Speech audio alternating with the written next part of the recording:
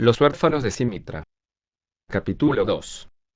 Porfiras tenía una hermana, que se llamaba Marina, aunque todos en casa la llamaban Mina. Tenía 10 años, ojos chispeantes en un rostro del color de una aceituna madura y cabello más negro que las hojas de los cipreses recortadas en el cielo. Porfiras la quería mucho, sin saber exactamente por qué. Quizás era porque sentía que era su deber cuidar de ella, ya que él era 2 años mayor que ella. O tal vez porque Mina era muy dulce y muy bonita. Nunca hubo una pelea entre ellos, ni un secreto. Porfiras solía contarle a su hermana todas las tonterías que hacía, y eran muchas, sabiendo que ella nunca lo delataría. Entonces, cuando trajo las cabras, Porfiras fue directamente a ver a su hermana. La niña se dio cuenta de inmediato de que su hermano tenía algo importante en la cabeza por la forma en que estaba manipulando la punta de su cinturón. ¿Mina, sabes mi moño rojo? Sí. Nunca lo tendré, ni el gorro con la trenza dorada. Van a arreglar el camino, estoy seguro. Ya han traído la grava y van a poner alquitrán. He visto los barriles. De hecho, no había visto barriles. Solo su viva imaginación le hacía sentir que lo había hecho. Mina trató de consolarlo diciéndole eso, aún así, papá Christophe todavía tendría trabajo por hacer. Sin embargo, todo fue en vano, porque Porfiras no pudo ser convencido. Mina siempre había sentido una tremenda admiración por su hermano. Primero porque era un niño, luego porque era más grande y más fuerte que ella, y finalmente porque siempre estaba dispuesto a trepar a los árboles para conseguirle granadas o higos. Una vez, cuando él se había ido corriendo a las montañas, incluso le había traído un pequeño chacal recién nacido, y ella lo había cuidado hasta el día en que escapó de su jaula. Pero su admiración, ya tan grande, alcanzó su punto máximo el día que Porfiras le contó sobre el maravilloso uniforme rojo. Inmediatamente vio a su hermano con su resplandeciente mono escarlata, de pie frente a la hermosa estación de servicio Patagos, suministrando galones de gasolina. Incluso el antiguo dios Zeus sentado en su trono en el Olimpo sería una figura muy pobre al lado de Porfiras. Así que ahora Mina era tan miserable como su hermano, y su decepción fue tan grande como la de él. Pasaron 2 días, y todo el tiempo Porfiras andaba con el ceño fruncido luciendo preocupado. Luego le dijo a su hermana: Mina, tengo una idea. Lo sé, le responde Mina. ¿Cómo? Solo sé que al final tendrás uno. Siempre lo haces. ¿Tienes todavía algo de dinero en tu hucha? No mucho, Porfiras. ¿Cuánto? Unos 20 leptones, eso es todo. Eso será suficiente. ¿Qué vas a comprar? ¿Prometes no contarlo? Por supuesto. Entonces coloca tu dedo meñique contra el mío y soplaremos. Mina levantó el dedo meñique de su mano derecha, Porfiras hizo lo mismo, y les soplaron. Así es como los niños de Piro se comprometen a guardar un secreto. Luego, Porfiras se inclinó hacia su hermano y le susurró al oído una explicación larga y entrecortada. Oh. Y la boca de Mina se agrandó. ¿Eso es lo que vas a hacer? No tiene nada de malo, ¿verdad? No lo sé, creo que sí. ¿No quieres verme con un moño rojo y una trenza dorada? Claro que quiero que tengas tu atuendo rojo, pero ¿qué harías, entonces, en mi lugar? La niña vaciló. Le resultó difícil responder. No tenía ningún deseo de lastimar a su hermano, y sin embargo ella simplemente le sonrió gentilmente, levantando sus hermosos ojos oscuros hacia su rostro. Ese fue todo el estímulo que Porfiras necesitaba. Ya lo verás, Mina. Tendré mi moño rojo antes de que Pindus se ponga blanco de nieve.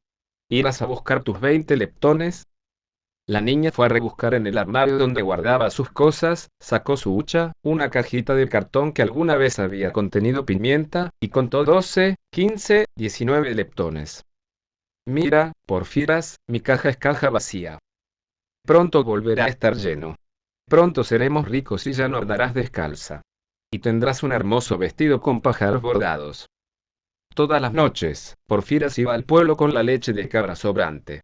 La tienda de comestibles era una especie de tienda general, donde se vendía un poco de todo: escobas, pipas griegas de tallo largo, matamoscas y clavos también. Se acercó a los cajones que contenían clavos. Había algunos de todos los tamaños, pero a él le interesaban principalmente las uñas azules más pequeñas, brillantes y con cabezas anchas y planas. Tendré 19 leptones, dijo, poniendo su dinero en el mostrador. La esposa del tendero colocó una hoja de papel en la balanza y Porfiras la vio verter 1, 2, 3 puñados de tachuelas en ella. ¿Tantos en eso?, dijo, casi asustado por la cantidad. Con la lata vacía en una mano, el papel lleno de clavos en la otra, dejó atrás el pueblo. Era el de ver el sol acababa de desaparecer por el horizonte en el mar invisible que se extendía, como bien sabía Porfiras, al pie de las colinas blancas. Levantó los ojos hacia el cielo, donde las primeras estrellas apenas comenzaban a aparecer, luego se encerró en su bolsa de papel. Las estrellas, pensó, son un poco como clavos ya clavados en el cielo.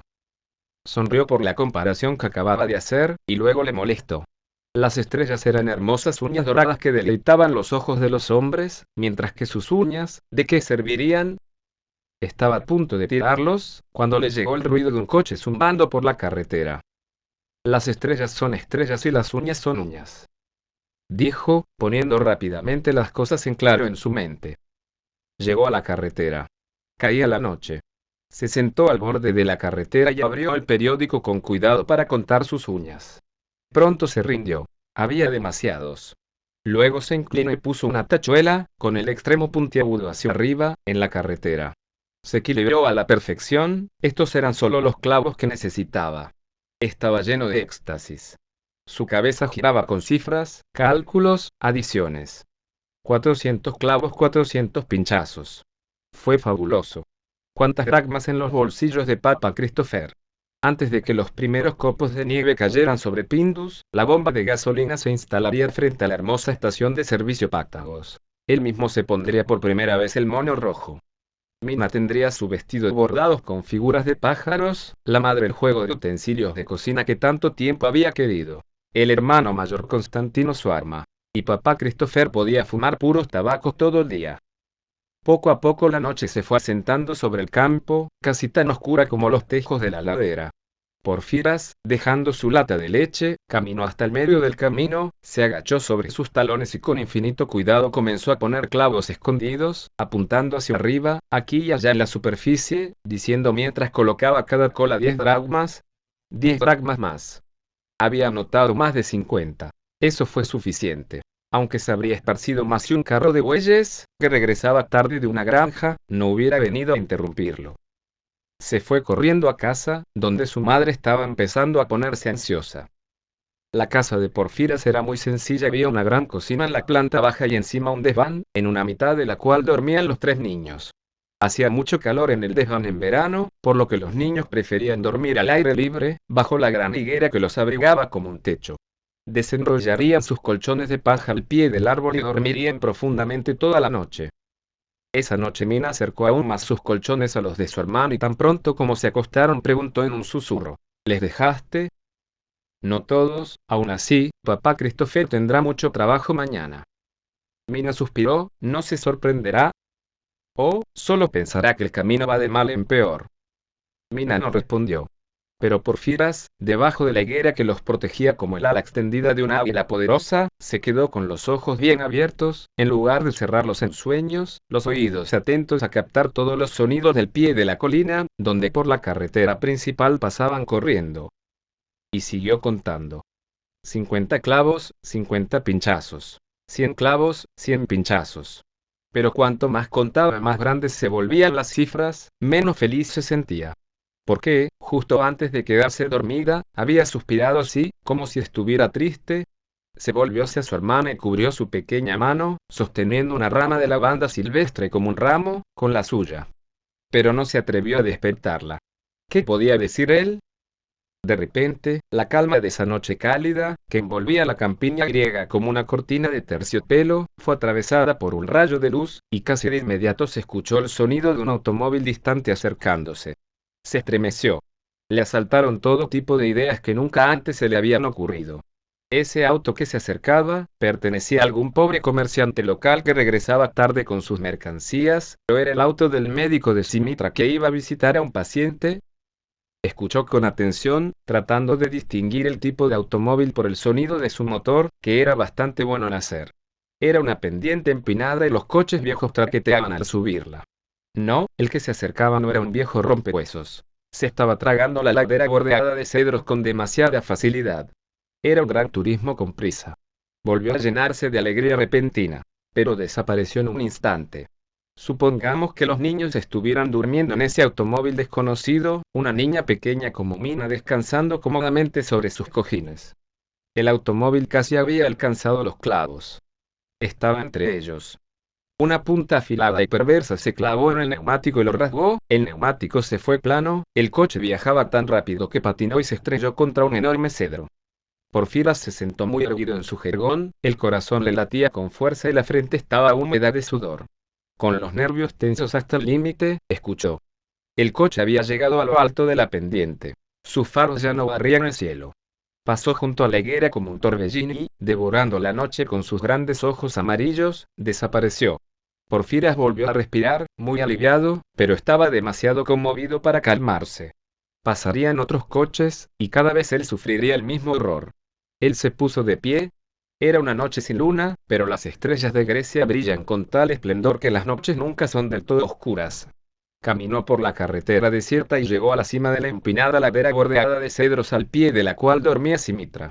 Reconoció el gran árbol donde se había detenido cuando regresaba de tomar la leche. Este era el lugar. ¿Cómo podría volver a encontrar las uñas? Se arrodilló en la calzada, extendió la mano y palpó con cuidado las piedras. Encontró solo un pequeño clavo volcado. No son peligrosos por su parte, así murmuró. Busquemos el otro primero. Comenzó a acariciar la superficie de la carretera con la palma de la mano, hasta que una pinta afilada se le clavó en la palma. Se metió la uña en el bolsillo y pensó con tristeza en el hermoso uniforme que no recibiría después de todo. Unos centímetros más adelante, otro clavo le pincha la mano, y más adelante, otro. Luego, uno tras otro, recogió 4 clavos. Todavía estaba en ello, tratando de cambiar de rumbo hasta que no quedó ninguno, cuando un faro de gran alcance anunció la aproximación de un automóvil. Estaba muy lejos, tendría tiempo de sobra para apartarse del camino. A 4 patas, siguió peinando la superficie de la carretera. Aquí había otro clavo, tal vez el mismo que podría haber arrojado el coche contra el gran cedro. Todavía quedaban muchos más. En su frenesí, no prestó más atención a las luces que mostraban ahora a la izquierda, ahora a la derecha, según el sinuoso camino. Aquí había otro clavo. Y otro. De repente, el coche estaba allí, en la curva. El camino se inundó con un chorro de luz. Porfiras volvió la cabeza y sus ojos se deslumbraron con el repentino resplandor de los faros. En ese terrible momento no pudo recordar qué lado de la carretera estaba más cerca. Las luces lo hipnotizaron, pensó que venía directamente hacia él. En lugar de tirarse a la hierba a un lado, corrió a lo ancho de la carretera. Hubo un chirrido de frenos, un golpe, luego gritos de terror provenientes del auto. Porfiras sintió que daba vueltas varias veces. Sus brazos se agitaron en un intento desesperado por recuperar el equilibrio. Luego cayó, rodó sobre un montón de piedras y se quedó quieto. Después de un patinazo aterrador, el automóvil se detuvo a medio metro, unos metros por delante. Sus ocupantes se arrojaron y alumbraron con una linterna a lo largo de la carretera. «Cielo misericordioso», dijo una voz de mujer. «Hemos matado a un niño». Incluso con las manos extendidas hacia él, Porfiras movió una pierna, un brazo, levantó la cabeza y abrió los ojos. «¿Dónde estás herido?». La pregunta no pareció llegarle. A pesar del dolor agudo que aumentaba en su hombro derecho, una vez más intentó levantarse y dijo: «El neumático. El neumático. ¿No tiene un clavo?». Y cayó hacia atrás gimiendo, de costado.